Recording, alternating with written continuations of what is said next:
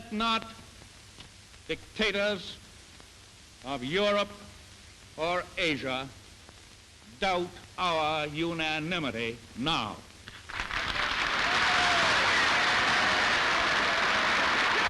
The process of the elimination of the European nations proceeded according to plan through 1939 and well into 1940, until the schedule was shot to pieces by the unbeatable defenders of Britain.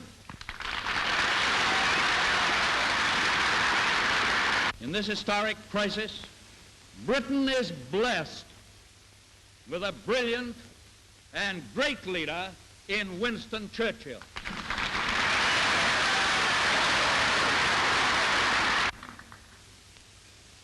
But knowing him, no one knows better than Mr. Churchill himself that it is not alone his stirring words and valiant deeds that give the British their superb morale. The essence of that morale is in the masses of plain people who are completely clear in their minds about the one essential fact that they would rather die as free men than live as slaves. The British people and their Grecian allies need ships.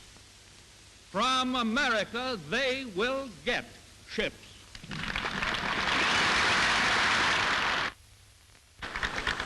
They need planes.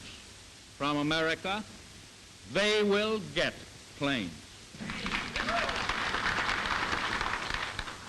Yes, from America, they need food. And from America, they will get food. They need tanks and guns and ammunition and supplies of all kinds.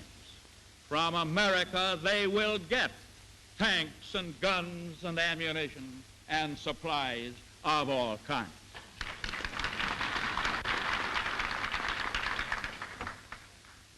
And so our country is going to be what our people have proclaimed it must be: the arsenal of democracy. Our country is going to play its full part.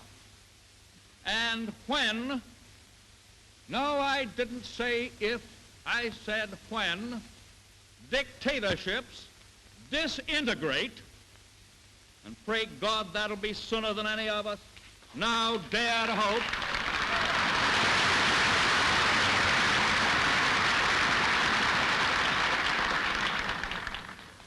then our country must continue to play its great part in the period of world reconstruction for the good of humanity. Hello everybody, Panzer King back here in the Lion's Den, bringing you July 1940 for Operation Crimson Tide. And one way or another, the Americans get to do something this turn, because it's a statistical probability, God, I can't speak tonight, sorry about that, that we can do it. Because all we need to do is roll a 1 on our income, and hopefully we will get that for sure, and that'll put us up to 35 bucks, and that 35 bucks will be able to move wherever we want to within 3 sea zones of the US mainland and do escort duty, but that's about it. I mean, it's not that great, but we can also move our ships around and stuff like that. So that's good, that's exciting, right? But nonetheless, we're gonna have some fun this turn and yeah, see what we can do. Anyways, guys, I think what we'll do here is we'll roll, well, yes, we're gonna roll in general. We're gonna roll for, I guess we can roll our income increase right off the bat and see where we're at. We also got a dice roll for South America because at the end of the turn and see what random events happen there, plus our technology, plus our buys. And that's exactly what I should go over right here. What the United States is going to do this turn, because we know we're going to get to that certain income. We're going to lend lease an anti-aircraft gun to the Chinese. We're going to also lend lease the poor Russians that have decided to declare war on Japan and Germany $17 this turn to help them out. Regardless whether they build militia, tanks, lollipops, it doesn't matter to me, but they need some big help over there, that's for sure. Here we have a fortification that we're going to start in the Philippines. We're going to build our one and only colonial troop from our colonial expansion. We're going to build 2 militia, which is our max on the Philippines, and we're going to upgrade the existing militia to an infantry this turn. All of that told is going to be a total of $34. The reason why is because that darn spy in South America stole $2 and gave it to the Germans again. So unfortunately, that is what it is, but that's going to be our turn right there.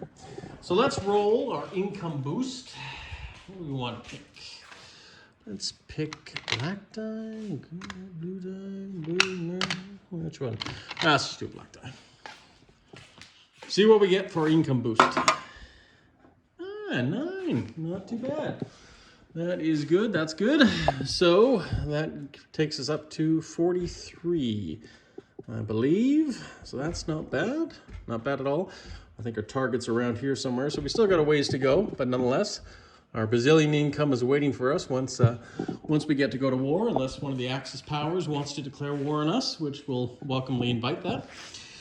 Now, let's do, that's the random events roll for Brazil. Let's do our tech rolls here. See what we got. And here's everything all lined up, color-coded for us. All right, so looks like we got our purple, which is long-range aircraft. Yes, we've moved up long-range aircraft 2, 3, and jet fighters. Let's do those 2. So that's good. We got jet fighter technology this turn. We're not going to build any jet fighters, but we got long-range. We got long-range aircraft there, which is nice to see. And what else do we get? Anything else? 8 is pink. Missed strategic rockets. Darn gray. Oh, look at that. We got improved construction as well. So all in all, I guess that's fair. 3 out of, or 50%. So improved constructions. The Americans go up to the second phase for improved construction. Okay, just do double check. Everything looks good. Yeah, I think we're good there. Okay, that sounds good. Really not a lot going on this turn. Mostly non-combat movements.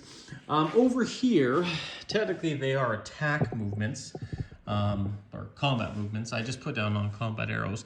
But basically what I'll do here is I'll show you where these green chips are is where the American cruisers were down here. But because they all have access to either major ports or have the ability to reach the 3 or 4 spaces I want them to go, they're going to all be heading into these sea zones here. And I'll explain that in a second. But basically the 3 American cruisers, technically one of them is Mexican, but now become American. What we'll do here is we'll explain what just happened.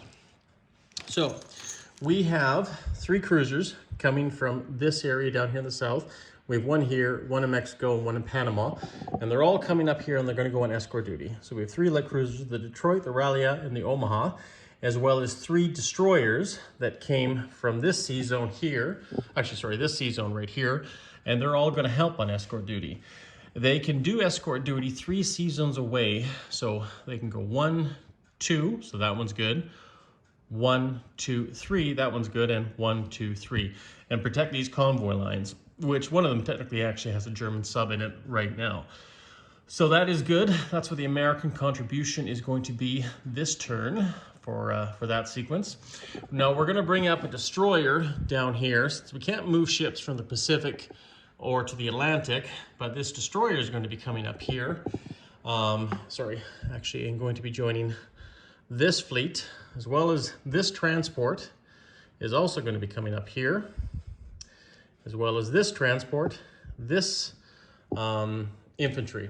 We're going to rail this cavalry and this infantry from western Mexico up through the rail system and bring it on over here to the western United States.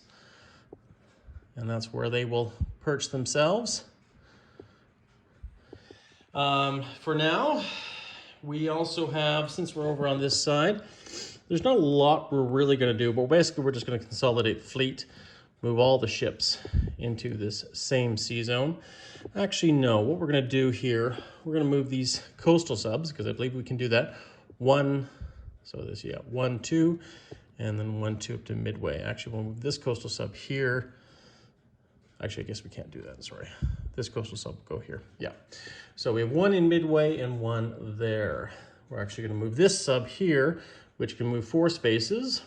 1, 2, 3, 1, 2, 3. No, I think we'll just land them in Wake Island there. That's where they'll stay. This destroyer and transport's going to bug out of here and go 1, 2, 3, 4. I believe that's correct. 1, 2, 3, 4. And they're going to move into Sea Zone 67 from Sea Zone 90. And I think that's it for the Americans there and for their non-combat movements. And I think, yes, that's good. Yeah, I think that should be good. What else do we have here? Not a whole lot going on. So yeah, I think that completes our non-combat movements for everything and everywhere. We can do escort duty, that. So we have China over here, which we'll get to in a second, but we might as well finish off the American turn just because we can. This will be going to the Chinese Lend-Lease. We have $17 leaving here from San Francisco, going over here to Primorsky Krai. It doesn't matter, it's going to end up in Russian hands before the Japanese play their turn, so that's where that's going to go. And this anti-aircraft gun is going to be going down to China. So let's place our construction marker here in the Philippines. And we're going to lay down our fortification. We're going to build our colonial troop. We're going to upgrade that militia to an infantry. And then we're going to build 2 militia on the Philippines. Bada bing, bada boom. Simple, easy, and done. And I think that completes everything for now on that side. Now what the Chinese are doing this turn, we're building 2 cavalry and we're building an artillery. We're also going to be using the supply marker that we got from the British this turn. And we're going to upgrade one of these militia to an infantry here in Yunnan. So we're just going to simply just change the chips on those guys. Sorry, I should also, just before I do that, explain what I'm doing here. I'm going to do kind of a Hail Mary attack where we're going to have some fun with it.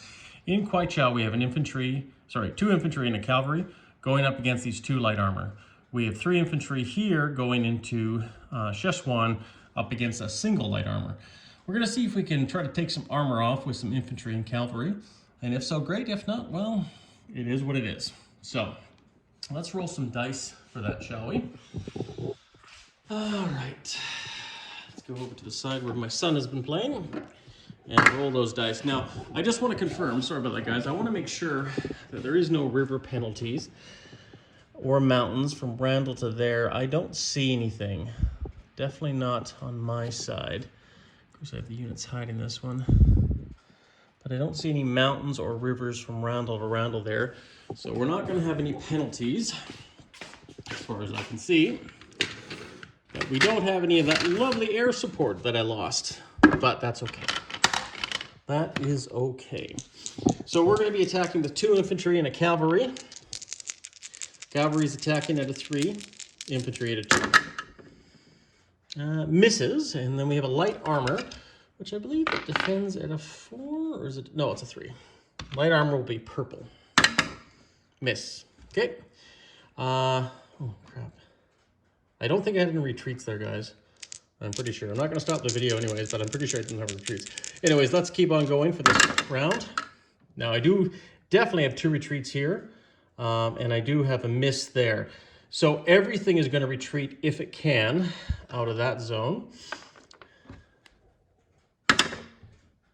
And it's got to miss. Okay, so that was basically an exercise in well, I just realized I made a mistake. I brought these units in here and only rolled one tank. So that's unfortunate because there should be two. So you know what? I'm just going to roll 2 dice again because that should have been, yeah, that should have been there. That should have had 2 tanks. So he gets 2 more purple dice. I think it's the fairest way to do it and just see if he gets any hits. He got 1 hit. So I'm going to take 1 infantry off there. I apologize, that rank. I missed that there. So I will take off an infantry and we'll go back to Szechuan. You still have your 2 tanks in that territory there. Just in Hunan. So we're just visiting. All good, guys. Just say hi. And then we have the attack up here with the 3 infantry up against the 1 tank. Now, if I can get this right again, let's roll the purple dice as the infantry. And we got misses all around, which I'd expect. And 1 light armor at 3. And he got a hit. Lovely. Oh, crap. I don't know if I got any retreats there or not. I don't think I did. I got to keep on checking that. Sorry, guys. Okay, so we got 1 casualty. And we did finally get a hit, so that's awesome. Will he get a hit? No, he doesn't. Okay, so sorry for those small technical misses. I'm going to go back into the video and just see if I did miss any retreats. That's the one thing I hate about playing China, is that you always got to remember those 10s, 11s, and 12s until you become a major power. So Shangtung does fall again to the Chinese up against a light tank. And we'll put a marker up there and increase our income a bit this turn. And if there are any retreats, for some reason if I missed them, I'll make sure I bring those infantry back. I think that's probably the fairest way. And I'm going to try myself better. I got to write a note next time. But basically I lost 2 units for his 1. All in all, cost-wise, I mean, it's relatively even for territory taken and everything else. It's kind of a moot point, but it just gives the morale a little bit more into the Chinese realm of things, right? So that's done. We're going to move the income tracker up, and actually, let's do that right now. Let's do it in order before I forget. 2 up and 2 down. So that is that, guys. And then we're going to go back here. We're going to place our units. Like I say, I already upgraded that unit, so it doesn't really matter because it's not really going to make a big difference. We're going to move 1 anti-aircraft up here into Szechuan. And then we got 1 here, and we got 1 in Yunnan. And then we're also getting an artillery. Oh, wait. Yes, that's right. Yeah.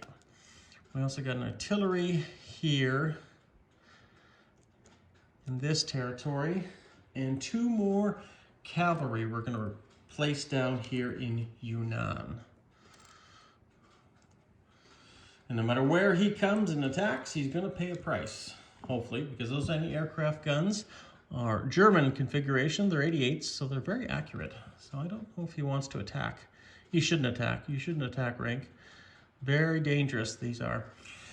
And that's it, guys. That's it for China. Once again, we do not get $10 this turn. However, we do get $6. We get $6 because of our 2 bonuses with the Yunnan Road being open. And that's our $6. So there we go. Not bad at all for China at this stage of the game. Thankfully, because we're playing this lovely expansion. So I believe China is complete for now. There's not much else we can really do. We've moved our American units. We've rolled our tech.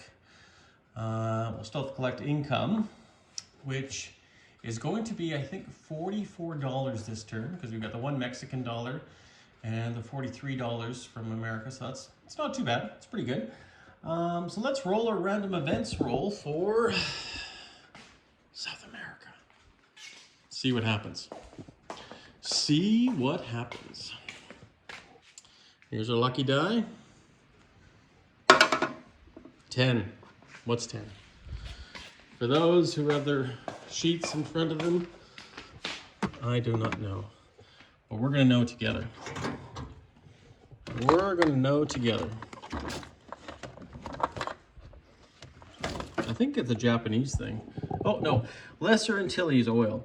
The vulnerable oil refinery in Lesser Antilles is easy prey for German submarines with deck guns. German submarines that convoy raid in Sea Zone 76 this turn gain a +2 modifier. So they don't do that this turn. Is this going to be a non-event? Should we roll this again? Should we roll this again? I think, honestly, I think just because it can't be, I think it should be let go. But if for some reason this is not acceptable, because I know we talked about some of these things that can't happen that we could roll again. But basically, how you look at the definition is German submarines that convoy raid in Sea Zone 76 this turn gain a +2 modifier. So they still have the option to do that. Well, technically, it's actually the following turn in January of 1941. So they have an option of doing that if they want. So I think that rule should stand. Normally, I would re-roll this if there's any discrepancy, but the Americans do have a choice, or sorry, the Germans do have a choice, or well, I guess the Axis powers in general, but I guess it does differentiate for German submarines. The Germans have a choice that they could declare war on me this turn. So I think what we have to do is we have to keep that. It's kind of a boring one, but you know, well, I mean, it's not a boring one. It's just, it is what it is. So yeah, Lesser Antilles oil. So there you go. If the Germans want to declare war on the Americans, they're welcome to it. And otherwise, I think it'll just be, we'll have to wait and see. Because technically me re-rolling that, I don't think is the right thing to do. I think because this is going to be rolling this dice, just speed things up, and technically this dice is supposed to be the beginning of the calendar year. Well, obviously, then the German player can make a decision if they want to do that. Just out of curiosity, do they have subs in range that they could do that? I don't know. I got one here, so they could go 1, 2, 3, 4 if they had a naval base there, but they don't. So they couldn't even reach that anyways, even if that was an option. So, but yeah, anyways, if it does decide that somebody wants to re-roll that, General Hand Grenade wants to, he can definitely can that. But I think, oh no, actually here, we have a U-boat down here that could reach 76. So yeah, I think that is going to be in play. Sorry for the long ramble there, guys. But anyways, so here you go. This is what's going on. The Americans are collecting 44 bucks next turn. And I'm going to pass this on to General Hand Grenade, and we're going to see what happens in the East. The Russians and the Germans are pissed off each other, and the Russians are going to hurt, but I can only hope that the Germans are going to hurt. Because one way or another, hopefully that this $17 we're lend-leasing to the Russians is going to help, because otherwise I had plans for that for my own. But we cannot let the Russians fall this early in the game. Okay guys, take care, stay classy, and we'll see you guys later.